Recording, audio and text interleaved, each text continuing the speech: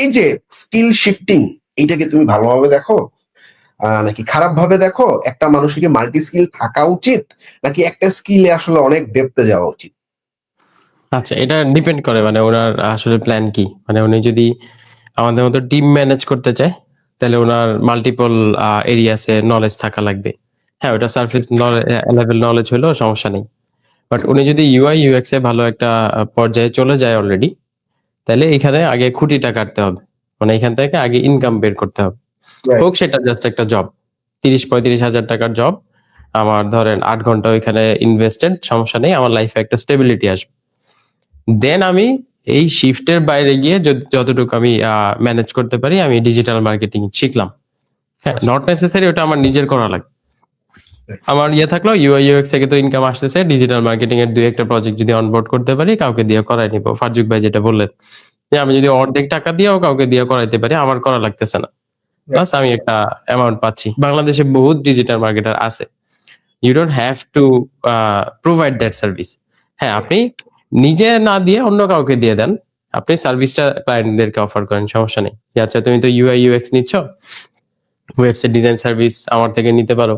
আমি তোমার মার্কেটিংটা দেখলাম। বাট এটা আমি করতেছি না। আমি জাস্ট আইডিয়া নিয়ে রাখছি, আমি অন্য কাউকে দিয়ে করাচ্ছি। তাতে কি হলো, ক্লায়েন্ট ওয়ান স্টপ একটা সলিউশন পেয়ে গেল আরকি। তো আমি বলব যে আ নিশ আমরা আসলে কোন নিশকে বিয়ে করি না।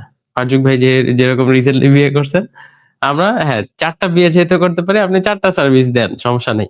বাট আপনার একটাতে আগে শুরু করতে হবে। একটার থেকে আপনার বেনিফিটস পাইতে হবে। ওইখান থেকে আপনি আর্নিং জেনারেট করলেন। ওইখান থেকে আপনার লাইফে স্টেবিলিটি আসলো।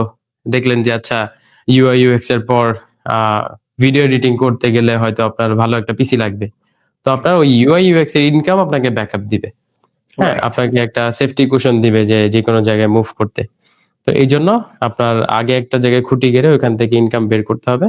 যেমন আমি যত যাই করি আমার bread and butter web design থেকেই আসে। তো একটা প্রজেক্ট করি, ওইখান থেকে যে অ্যামাউন্ট আসে ওটা দিয়ে আমি ইজিলি বাকি জিনিসগুলা মেইনটেইন করতে পারতেছি। আমার মন চাইলো আমি একটা নতুন বিজনেসে ইনভেস্ট করে দেখতেছি যে আচ্ছা কেমন চলে দেখি, ট্রাই করি।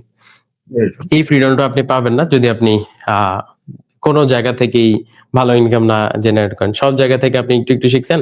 সব জায়গা থেকেই $৫০ $১০০ এ একটা প্রজেক্ট আসতেছে। আপনি আসলে ফ্রাস্ট্রেটেড হয়ে যাবেন যে আপনার লাইফে কোন অ্যাচিভমেন্ট থাকবে না। কারণ client end of the day আপনার ওই স্পেসিফিক কোর স্কিলটার এক্সপেরিয়েন্স জানতে চাবে। যে তুমি কয় বছর ধরে এটাতে কাজ করছো? আর আমি যদি বলি আমি ৬ মাস সবগুলোতেই কাজ করছি। তাহলে তো আর আসলে হইল না। তাই না? তো আপনার পোর্টফোলিও কথা বলবে যদি আপনি এনাফ সার্ভিস দেন ওইটাতে।